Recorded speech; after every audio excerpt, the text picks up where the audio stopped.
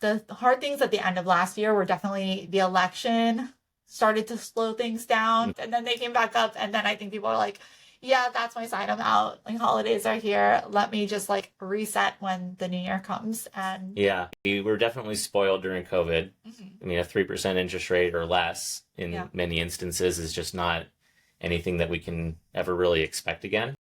a lot of people bought with not a lot of money down. So their equity position is helping them have a larger down payment moving forward. A home, and instead of just, getting fixated on one thing, like let's say the interest rate or the purchase price or whatnot.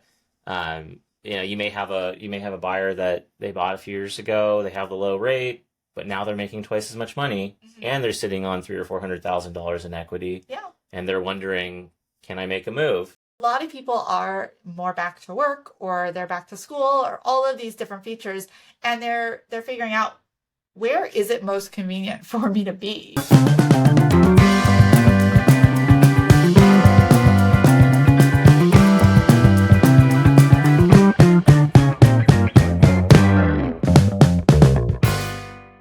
Hi everyone, Jason Thomas with JMJ Financial, and I'm here with Holly McDonald with Compass Real Estate. Hi, good to be here. Yeah, thanks for joining us. So we're kind of just chatting about a few different real estate topics. Anything specific or anything you want to talk about going into the new year that you're kind of focusing on? Well, I think just generally the market has absolutely picked up since the holidays are behind us, and that typically happens, but it has been nice to see people are out there. They're looking at properties. People are thinking about making moves. Like there's more movement, and I feel like that's a good thing for the market. I agree. Yeah, it seems like everybody, maybe they were putting everything on pause for the holidays with the intention of hitting the ground running the new year, because it was definitely the case for me as well last week. Getting back to work, it does seem like things are picking up maybe a little bit quicker than they have in the previous couple of years. Yeah, the hard things at the end of last year were definitely the election started to slow things down. Mm-hmm. Like late summer, I feel like it started to slow quite a bit, and then the holidays, And then I think there was also a lot of hope about interest rates, and there was a moment where they kind of dropped, and then they came back up, and then I think people were like, yeah, that's my side, I'm out. Like, holidays are here. Let me just reset when the new year comes. And yeah, the interest rate thing, it's tough because we keep getting teased with some rates starting to drop a little bit, and then they go back up. I think the theme here is just, it's kind of pointing towards, it's so hard to time. I mean, you'd have to actively, as a buyer, for example, you'd have to already actively be looking to really take advantage of that when the rates do dip a little bit. Yeah. But it's also just kind of proving this past few years that it's more of the new normal now with these interest rates. Yeah. We were definitely spoiled during COVID. I mean, a 3% interest rate or less in many instances is just not anything that we can ever really expect again. Yeah. Maybe something more in the 5% range is a lot more attainable, and it's more for a healthy market and whatnot. So we're not super far away from that. And I think as people realize, oh, this is kind of where rates are at, with each year that passes by, it's gonna hopefully bring the market back up a little bit. Yeah, and I mean, here's the thing too. There are still tons of people out there that never refinanced that still have rates that are not 2.99 or 3%. Those rates obviously are very enticing for people who do have them. But there are a lot of people that don't have those low rates, whether they never refinanced and they bought, 10 years ago and they just bought at a time when they were in the 4s or the 5s anyway, or they bought in the last year and a half. So those properties are out there. People, those sellers might have more of a likelihood to consider selling, because it's not going to necessarily be as big of a change for them. The price might be a change for them. Right. But I know we were talking before about just the equity position people have. Mm-hmm. That's undeniable. Even if you bought 3 years ago in Orange County, you have equity. Yeah, and I'm sure there's a lot of people out there that may not even realize what they can potentially do with that. Yeah. Maybe you want to elaborate a little bit on that. I know we were chatting before we hit the record button, but somebody, for example, let's say they bought, in 2020 during COVID, 2020, 2021, and their home's gone up a few $100,000. Might not realize what that potentially could unlock for them as a move-up buyer. Definitely. Well, I mean, a lot of people bought with not a lot of money down. So their equity position is helping them have a larger down payment moving forward. Now, you still have to crunch the numbers, of course, and see, okay, for the type of house that I'm looking for, what is my monthly payment going to be? But your monthly payment, when you factor in that equity, is going to be much lower than it would have been in the past. Because if you were putting, let's say you were putting 5% down initially on a home, and now you have your payment, and it's based on 95% of the value. Well, now your 5% could have turned into 30% down. So you can use that to your advantage, but you just have to look at all of the numbers and how they come together, and then see what you can afford. Yeah, I mean, of course, at the end of the day, the monthly payment is going to be the most important factor for buyers, and of course, we understand that. But like you said, there's a lot of conversations to be had when it comes around purchasing a home, and instead of just getting fixated on one thing, like let's say the interest rate or the purchase price or whatnot. You may have a buyer that they bought a few years ago. They have a low rate, but now they're making twice as much money, and they're sitting on $300,000 or $400,000 in equity. Yeah. And they're wondering, can I make a move? And if we really sit down and go over all the numbers, and sometimes it takes that, sometimes it takes really budgeting things out as a buyer to see if it makes sense. We have a mutual client that we were just talking about a few moments ago that's going to be doing this very same thing in a few months. And they are making more money now. They've made a ton of equity on their home, so it makes sense.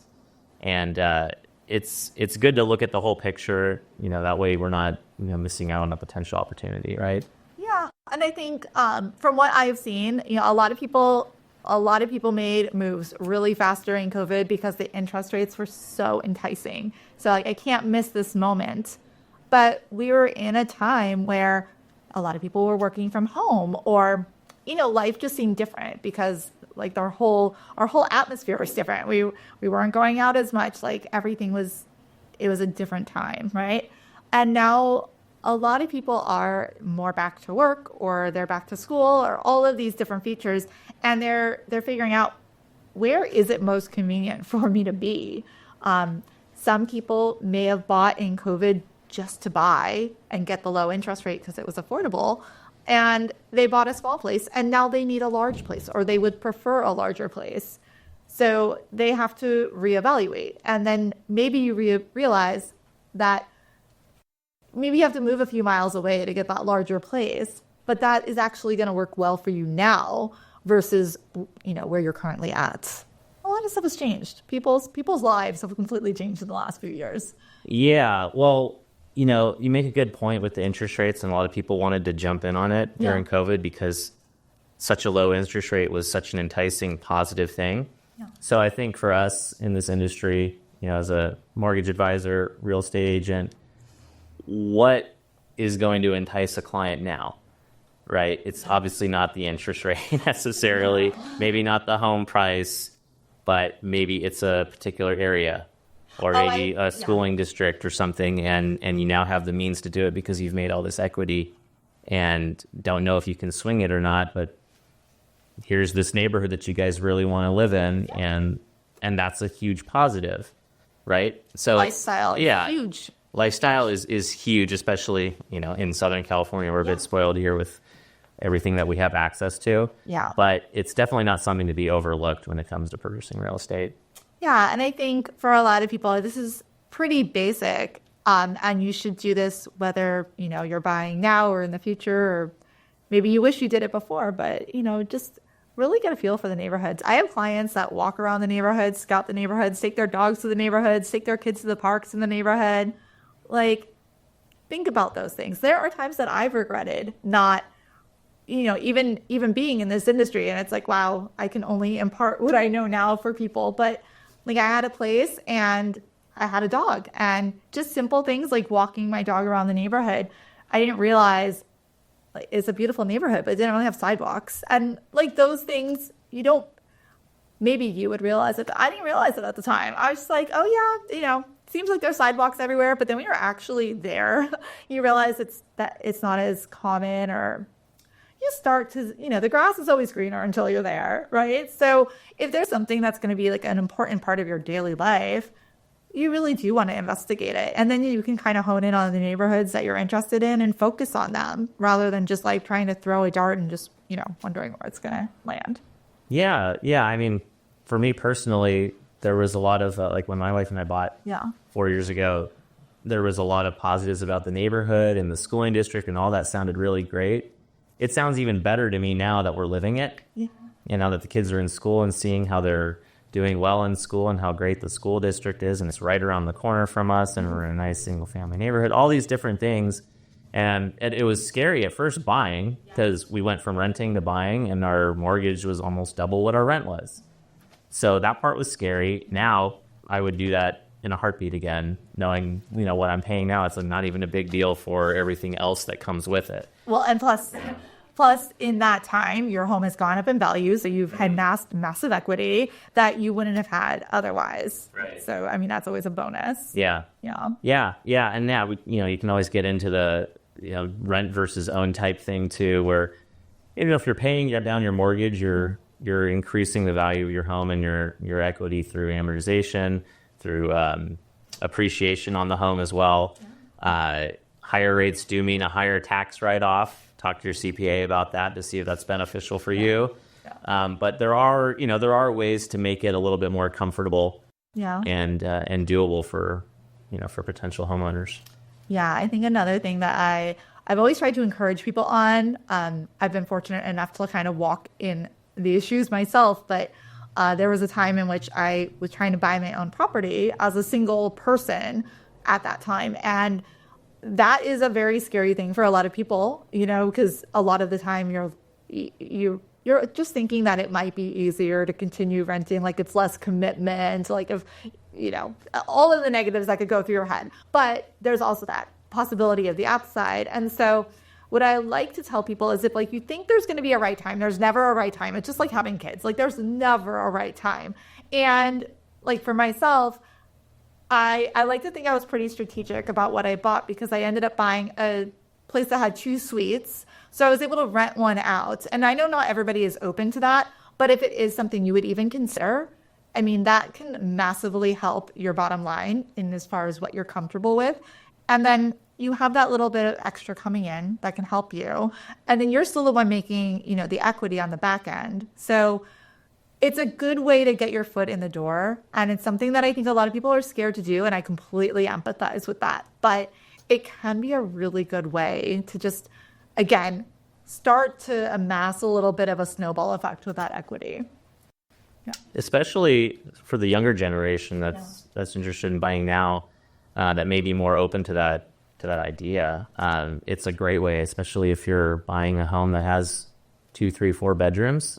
And you're single, like you in that example, and you can rent out a couple bedrooms. It can offset quite a bit of the monthly payment and make everything a lot more doable. Yeah. And I know we were talking before too about accessory dwelling units or ADUs, and with the way the laws have all changed in California, there's so much possibilities there for a lot of people, especially with rents being expensive or people who want to stay in their home but would like to have a little bit of residual income coming in.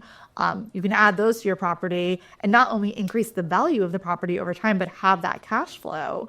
And, that's something that's helping out with a lot of my clients or people that I know in the area. They love the idea of having it for either an aging parent or for like their adult kids who, rents are so crazy. How are they going to afford it? Well, you know what? They can come live here for a little bit, and that'll help us out, and we're all happy here together. Like I think there's a lot of different ways you can really look at housing as a way to not only provide your basic needs but also your financial needs. Yeah, absolutely. I mean, that's why it's important to talk to someone that's going to think about all these things, as opposed to just, oh, you want to buy a house? Okay, let's go find you something. Yeah. And hopefully it works out. But actually going in with a strategy is huge, especially and here with the zoning laws, it's gotten easier to do build an ADU or whatnot. That's just one of quite a few different possibilities now to make the path to homeownership a lot easier for people. Yeah. Yeah. I love what you just said. I mean, honestly, I think for a lot of people, it doesn't go much further than I just need somewhere to live. Like, am I going to buy or am I going to rent? But you can actually be very strategic about what you're doing. Just like you might be strategic in like saving for retirement. That's the same thing applies with homeownership to many, for many people. Yeah, it applies to homeownership. On my end, it applies to what type of loan or how much are we putting down or how do we want to structure this loan. Yeah. It's not just to close the transaction necessarily. Yeah. But it's also, hey, what do you plan on doing with this property in the next few years? And if I come to find out, we want to live in it and remodel it and flip it in a year. Yeah. Okay, maybe you don't want to pay 2 points on your mortgage to get the lowest rate right now if you're going to be out of here in 12 months, right? So it's all about looking at that, and then you just kind of game plan with your client to help them achieve their goals. I think that's really important. It's a very important point. Like, as a team, when you're working with somebody, when you're entrusting somebody that's going to be helping you make a very large financial decision, you just need to be upfront and honest about what your goals are so they can have your best interest and help you reach whatever your goal is. Yeah, definitely. Cool. Well, thanks for joining us, Holly. We'll definitely have you on again soon, but wanted to get a quick little video out there. Yeah.